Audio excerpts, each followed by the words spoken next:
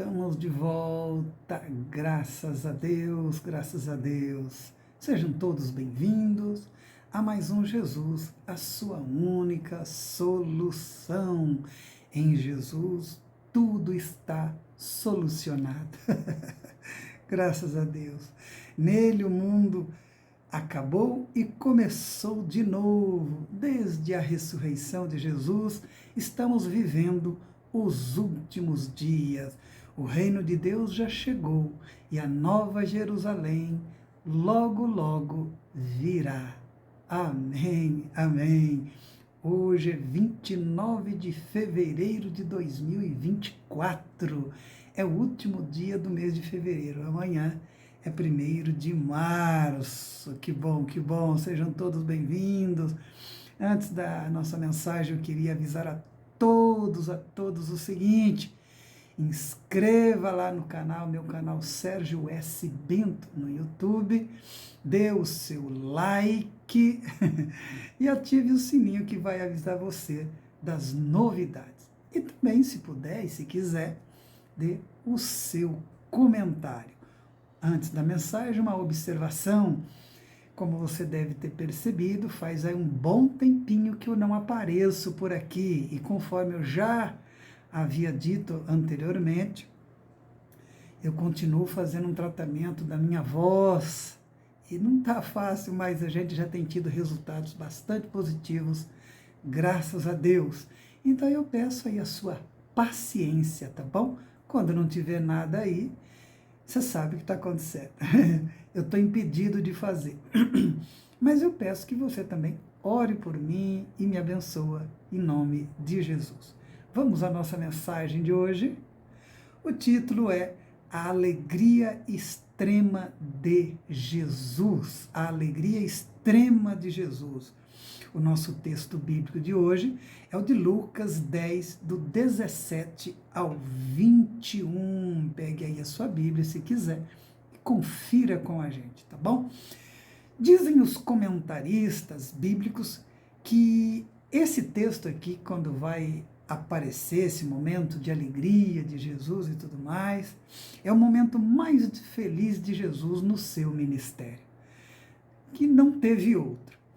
E possivelmente deve ter sorrido quando a gente vê a narrativa. Não é impossível a gente imaginar que Jesus tenha sorrido e bastante. A Bíblia diz que Jesus chorou. E depois tem até muita gente que diz, não, Jesus nunca sorriu. Esse texto aqui, tudo indica que Jesus sorriu e bastante, deu gargalhadas. Vamos ao nosso texto, tá bom? O nosso texto, como eu disse, é o de Lucas 10, do 17 ao 21. Vejamos aí, do 17 ao 20, diz que então regressando os 70, possuídos de alegria, né? Dizendo, Senhor, os próprios demônios se nos submetem pelo teu nome. Mas ele lhes disse, eu via Satanás caindo do céu como um relâmpago, eis aí que vos dei autoridade para pisar de serpente e escorpiões e sobre todo o poder do inimigo, e nada, absolutamente, vos causará dano. Veja bem, quando você vai para o verso 21, o verso 20, vamos ler o 20. Não obstante, alegrai-vos, não porque os espíritos se vos submetem, e sim porque os vossos nomes está rolado nos céus.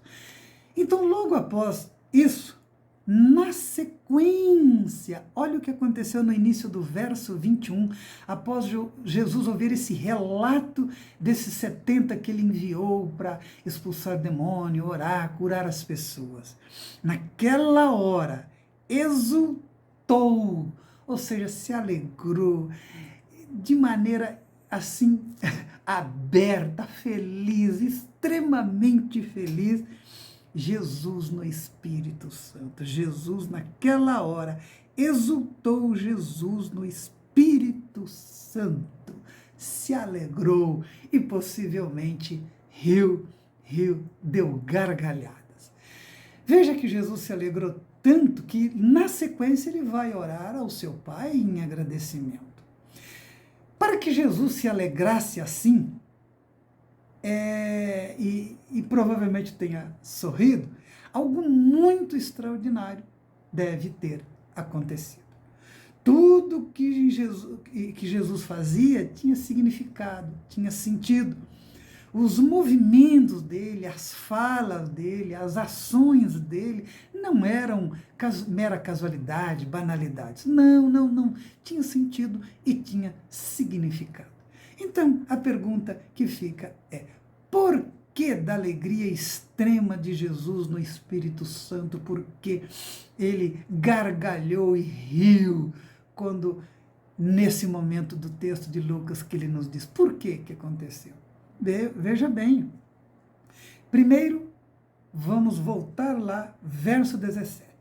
Por causa do relatório dos 70 dos discípulos. Veja bem, então regressando os 70, possuídos de alegria, dizendo: Senhor, os próprios demônios se nos submetem pelo teu nome.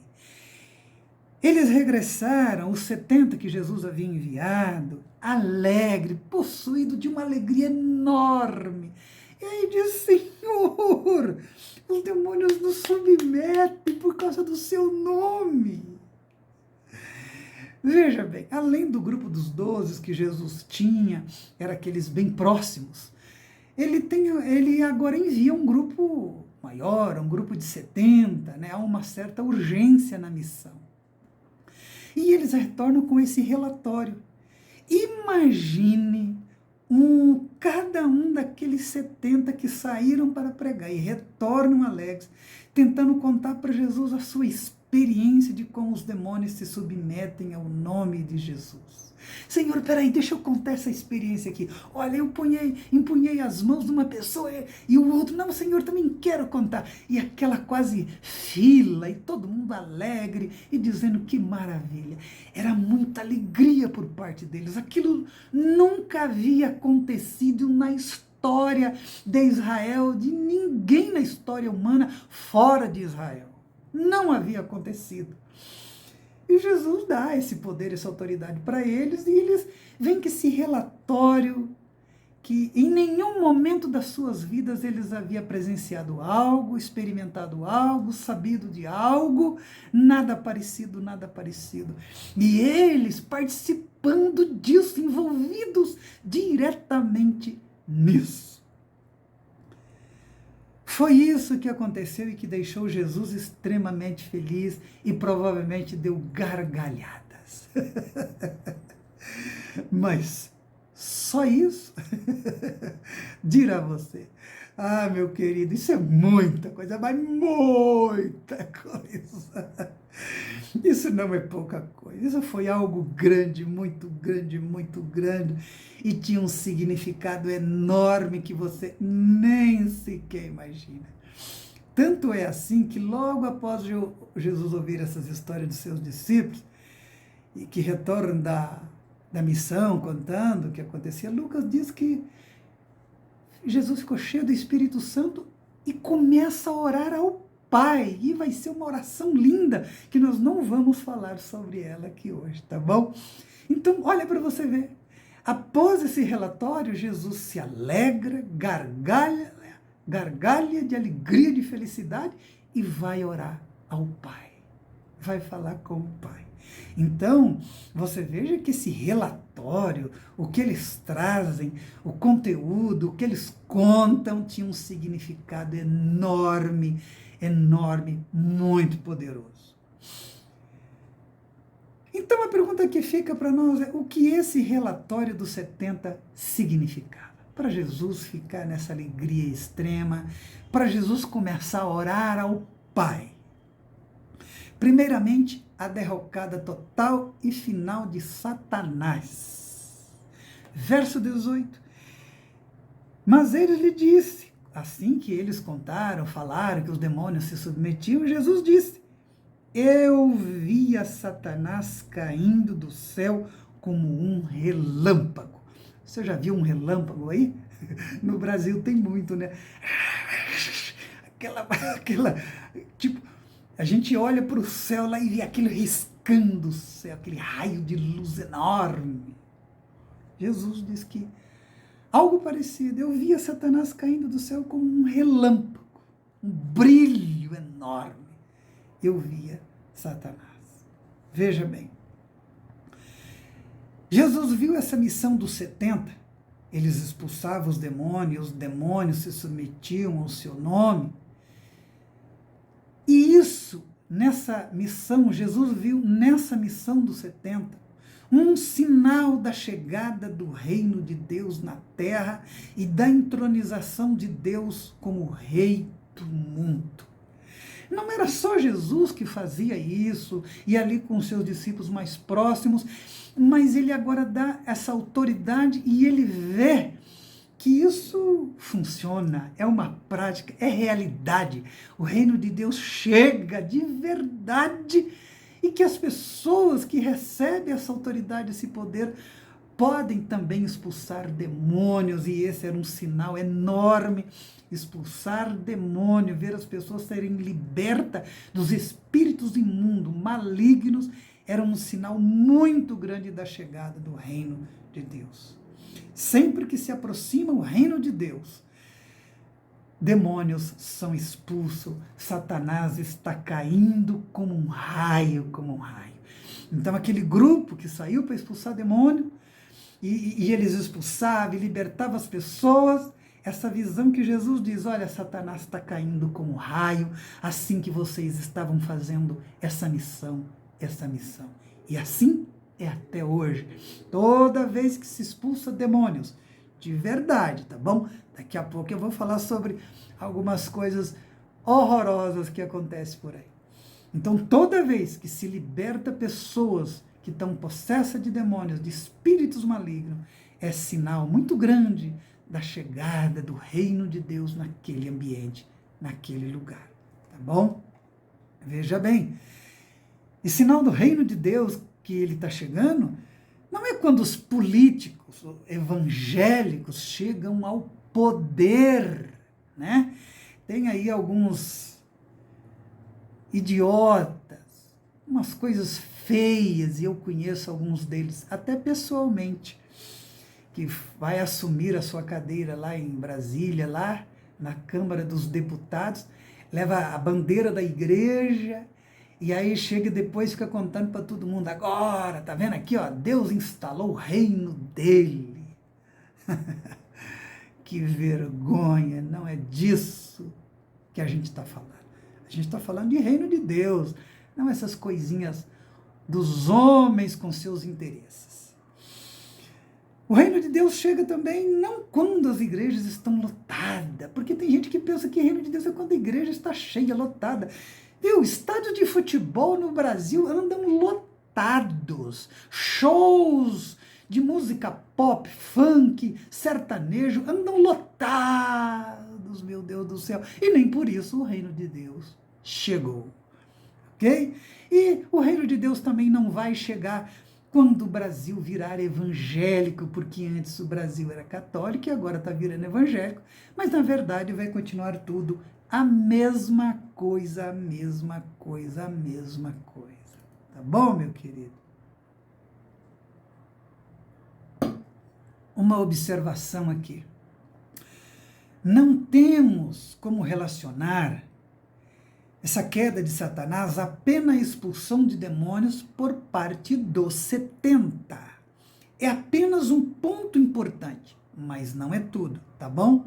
Há algumas narrativas na Bíblia que os estudiosos consideram como tratando da queda de Satanás, mas que na verdade não são. Eu já vi muito pastor pregar sobre texto de Isaías, de Ezequiel e outros, como se fosse narrando a queda de Satanás. Saiba, não é, tá bom? A Bíblia não narra claramente a queda de Satanás.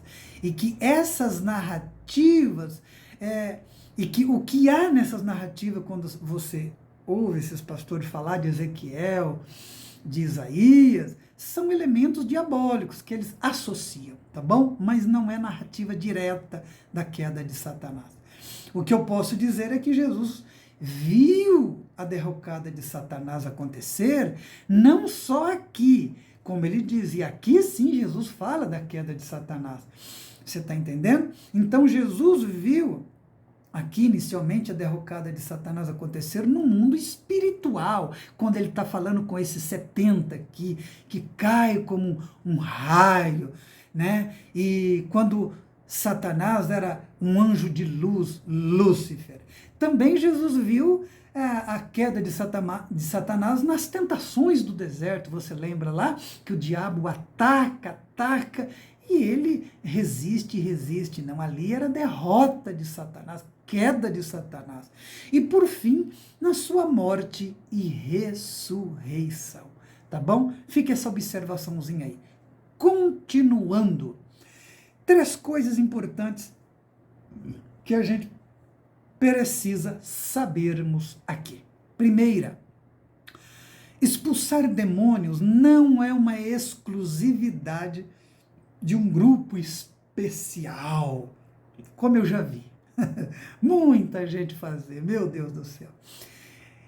Se você é discípulo de Jesus, você também pode expulsar demônios. Se você ver aí um demônio no ambiente que você está, onde você está viajando em algum lugar, você pode ir lá, lógico, com sabedoria, você está entendendo, e expulsar aqueles demônios, tranquilo, em nome de Jesus.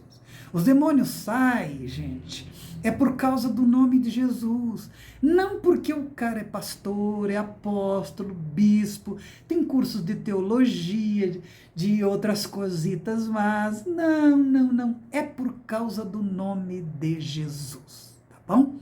Veja que aqui no texto de Lucas, quando ele envia os 70, era gente comum, simples, ali daquela região que Jesus estava, que recebeu essa autoridade dele. Não tiveram curso de teologia e tudo mais, e nada. Foram lá, Jesus abençoou e disse, vai no meu nome. E eles foram, e os demônios foram expulsos. Segunda coisa, saiba que não há nenhum outro nome, a quem os demônios se submetem assim na face da terra. Não há. Saiba disso, não tem nenhum outro nome no qual os demônios se submetem. Desse jeito que a gente dá ordem e o bicho tem que sair mesmo. Você pode usar aí o nome de Moisés, de Josué, de Abraão, qualquer um dos profetas, dos apóstolos, de filósofos, de Buda, de Maomé, do Papa, do Macedo, do Malafaia, de quem você quiser. Eles não vão obedecer. Só obedecem, só saem, só reconhecem o nome poderoso de Jesus. Tá bom?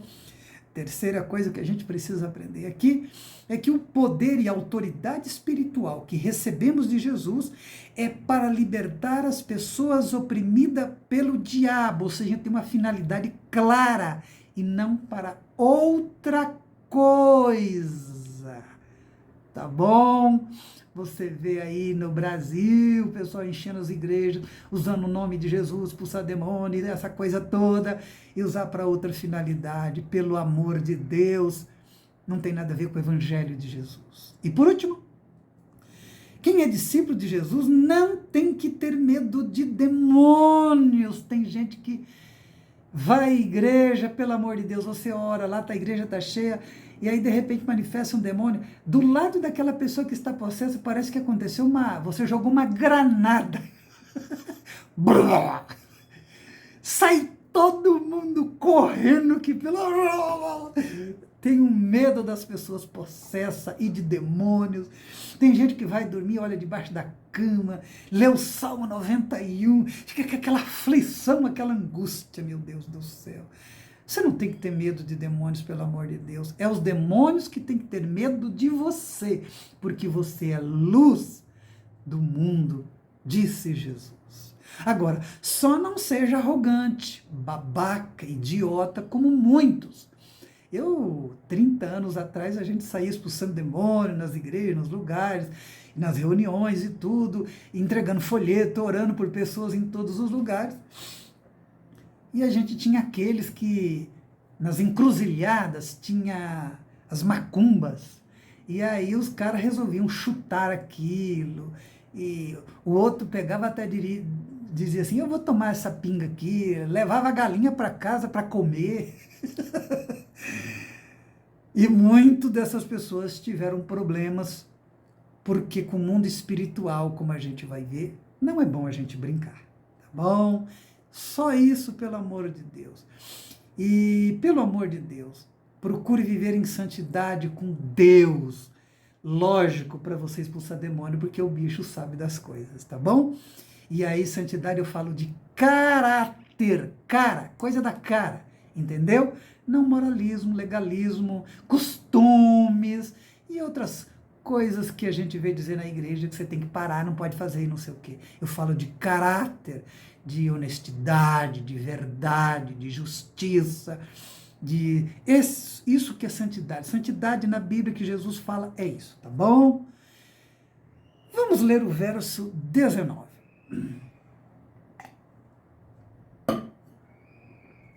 Jesus diz, eis aí que vos dei autoridade para pisardes serpentes e escorpiões e sobre todo o poder do inimigo, e nada, absolutamente, vos causará dano. Veja que Jesus faz transferência da sua autoridade, seu poder para eles e também dá proteção espiritual para os seus discípulos contra todos os poderes do mal. Cobras e escorpiões aqui que aparecem aqui eram símbolos de malignidade, da maldade. Jesus diz que nos deu autoridade para pisar nessas forças do mal, do inimigo, e nada vos fará mal algum. Eu já vi aí um pastor americano na internet, um idiota, leu esse texto aqui e foi brincar com cobra no púlpito, e a serpente picou e ele morreu. Os bobão, os idiotas que interpretam a Bíblia de forma literal, né? E, meu Deus do céu, gente. E o cara ainda teve a coragem, se não me engano, tem muitos que também, né, têm a coragem de contar aquele exemplo de Paulo na ilha de Malta, lá em Atos 28, onde Paulo chega lá na ilha lá e faz uma fogueira e aí aparece uma víbora e pica Paulo lá. Veja bem, não é para você sair por aí pegando em serpente, dizer, olha aqui no nome de Jesus tudo. Faz isso e você vai ser picado e olha lá se não morrer. E aliás, eu fiquei sabendo aqui no Brasil recentemente, não sei se foi no Rio Grande do Sul, não sei se é pastor, alguém de uma igreja lá, foi picado por uma serpente lá, não sei o que aconteceu, e ele morreu. Não faça isso. Pare de idiotice no nome de Jesus, tá bom? Partindo para o final, vamos à advertência de Jesus aos seus discípulos, a esse grupo de 70 que Jesus gargalha, ri, fica alegre, deu autoridade e poder para eles expulsar demônio, garantiu proteção espiritual. Mas Jesus dá uma palavra de advertência para ele. Olha como Jesus é amoroso, trata as coisas no mundo espiritual com equilíbrio, Veja que o verso 20 ele diz assim, nada obstante, alegrai-vos não porque os espíritos se vos submetem, né? Os demônios submetem, você é o poderoso, usa o nome de Jesus, está todo alegre, feliz, eu sou o cara. Cuidado. Jesus disse, não fica alegre por isso, porque o pessoal estava alegre demais. E Jesus disse, olha, não fica muito alegre por isso. E sim porque o vosso nome está lá no reino de Deus, escrito no reino de Deus, nos céus, na glória. Por isso que você tem que se alegrar de verdade. Veja bem, expulsar demônio é o sinal da chegada do reino de Deus. Jesus estava alegre, os discípulos estavam alegres. Mas nem tudo é alegria, tem os perigos, tem as tentações. Tem muito pastor por aí que fica muito alegre quando expulsa o demônio, principalmente porque ele fica famoso, atrai multidões, grana, né? E por isso mesmo, muitos não querem mais nem saber que o nome dele está escrito no céu. Ele quer saber que na terra ele é o cara. Ele é o cara. O resto não tem importância, eu não quero saber. É perigoso, é perigoso, é perigoso. Eu vou terminar aqui dizendo duas coisas para você. Primeira, o modo como se expulsa demônios nas igrejas evangélicas. Jesus, querido, tem misericórdia. O cara lá fica se gabando do poder de Deus, isso e aquilo, e o povo acredita. Há um show para fazer libertação de pessoas endemoniadas nas igrejas evangélicas. Você já percebeu isso? Tem os que mandam o demônio revelar até os podres dos outros. Demônio, fala aí, o que aconteceu aí na vida de fulano, de fulana? E o demônio conta. É demônio fofoqueiro, fuxiqueiro. Gente, esses demônios aí, aliás, gente, esses demônios são mentirosos. Ele pode contar qualquer coisa. É mentira. O demônio é o pai da mentira. Interessante que as pessoas ficam tudo, oh. E aí, conta mais. Eu vi um tempo aí atrás o Macedo brigando com o Valdemiro Santiago e os de lá e de cá, fala aí, fala dele, fala do outro, tal. Eu vou falar, e tinha gente que acredita nisso, meu Deus do céu. Eu pergunto para você, você viu Jesus fazendo essas coisas? Você viu Jesus pegando demônio e dizer, põe as mãos para trás, vai para lá, agora vem para cá, fala aí dos escândalos do fulano, do pastor A, B, das irmãs. Nunca rolou isso. Você viu os apóstolos fazer isso, meu querido? Não. Isso aí é um show para dizer que eles têm poder e tudo mais, mas eles não têm, tá bom? Muitas das possessões por aí, saiba, meu querido, não são possessão de demônio. Se fossem, esses pastores por aí não conseguiriam expulsar.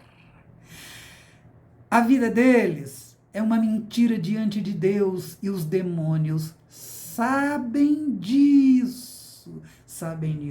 Na verdade, está tudo combinado e dominado. Veja bem, você sabia que tem gente sendo paga para fazer isso?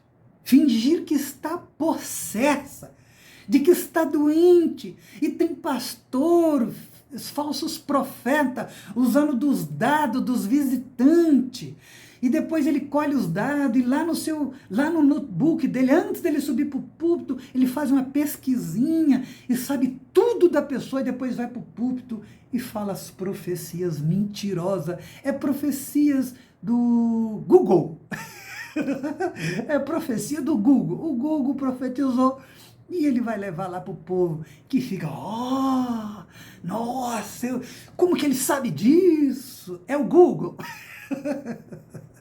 Cuidado, pelo amor de Deus. Segundo aviso, meu querido, não se deve brincar com as forças espirituais do mal, é muito perigoso. Veja bem, 2 exemplos bíblicos aqui, Atos 19, leia aí. Lucas narra a história dos 7 filhos de Seva, um dos principais sacerdotes lá em Israel, em Jerusalém, que viajava, esses garotos, esses 7 filhos de Seva, viajavam pela cidade, expulsando o demônio em nome de Jesus que Paulo anunciava. Certa vez eles foram expulsar o demônio de um homem, olha só, no começo estava indo tudo bem, até que um dia ele foi expulsar o demônio de um homem, né? E aí ele disse assim, o espírito maligno disse para ele assim, eu conheço Jesus e Paulo, mas quem são vocês? O pessoal perdeu a fala, ficaram mudos, paralisados. Eles não sabiam que os demônios sabiam quem eles eram e o que eles faziam. E eles faziam muita besteira, muita bobagem, aprontavam muito mesmo. A verdade é que o possesso saiu do homem e possuiu todos eles, partiu para cima deles com tanta fúria que eles arrancaram as roupas, que o demônio arrancou a roupa deles e eles tiveram que fugir pelados ladeira abaixo. Vá brincar com o demônio. Eu já vi pastores se suicidar por causa dessa brincadeira. Mateus 7, 21, 23 também, Jesus diz: nem todo aquele que me diz Senhor, Senhor, entrará no reino dos céus. Você já ouviu? Mas apenas aquele que faz a vontade do meu Pai que está nos céus. Muitos, mas muitos, me dirão naquele dia: Senhor, Senhor, não profetizamos em teu nome? Lembra das profecias que a gente fez lá na igreja cheia e todo mundo acreditava, Jesus? Mesmo que fosse do Google. Em teu nome não expulsamos demônios, não realizamos milagres. Meu Deus do céu. Então, Jesus diz: eu vou lhe dizer abertamente, claramente na sua cara: nunca te conheci. Você está me ouvindo? Nunca conheci você. Nunca te vi nem mais gordo, nem mais magro. Afastem de mim vocês que praticam o mal. Meu querido, quando eu olho para o que acontece dentro das igrejas evangélicas no Brasil e leio essa advertência de Jesus, eu fico muito triste. Estão fazendo todo tipo de mal, usando o nome de Deus neste país por interesses particulares, pessoais, políticos. A igreja evangélica no Brasil, eu volto a repetir, já está sob juízo de Deus. Leia os sites evangélicos, as mídias evangélicas, e você vai ver o tanto de porcaria que tem lá. Você acha que isso é o quê, pelo amor de Deus? E vem coisas muito maiores por aí. Digo isso com tristeza no coração. Gente, ainda dá tempo de se arrepender, pelo amor de Deus. O apóstolo Paulo diz: não se engane, de Deus ninguém zomba, pois o que o homem semeia, também colherá. Também vai colher, não vai passar barato mesmo, não vai. Não vai ter anistia, tá bom? Ou o arrependimento é sincero, verdadeiro, ou não vai ter anistia, tá bom? Graças, ó Pai, te damos em nome de Jesus, pela autoridade e o poder que Jesus nos dá sobre as forças espirituais do mal, meu Deus. Mas livrai-nos da tentação de usar esse poder de forma irresponsável, de forma arrogante, para nossa própria glória ou interesses pessoais. Nos ajuda a usar o poder e a autoridade do nome de Jesus que o Senhor nos dá, para glorificar o teu nome, para a tua glória, para a tua honra, em nome de Jesus. Amém e amém. Amém? Deus abençoe você grandemente. Assim que você acabou de assistir, divulgue a outros essa palavra que abençoa a tua vida. E até o nosso próximo programa, Jesus, a sua única solução. Tchau, Deus abençoe.